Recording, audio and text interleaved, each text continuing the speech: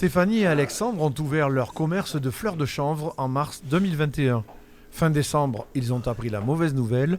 Le gouvernement a décidé de stopper la vente de CBD, le cannabidiol. Raison invoquée, le cannabis est pour l'État un produit stupéfiant. Les commerçants ne comprennent pas.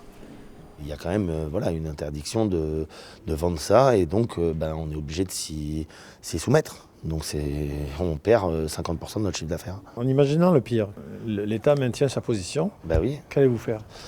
On prendra des dispositions à mon avis pour fermer.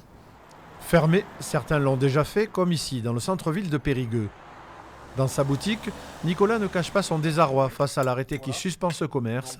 Malgré l'incertitude pour l'avenir, il continue d'écouler son stock. L'Europe a déjà voté cette loi et donc qui stipule que effectivement tous les produits de CBD doivent être en libre circulation dans l'espace européen. Voilà. Et il me semble que la France fait partie de l'espace européen. Donc en ce moment, on est un peu angoissé pour la suite, quoi. Pour ce spécialiste, le CBD est simplement inoffensif et curatif. C'est notamment ce genre de produits, des simples infusions à base de fleurs de chanvre que les autorités aujourd'hui voudraient interdire.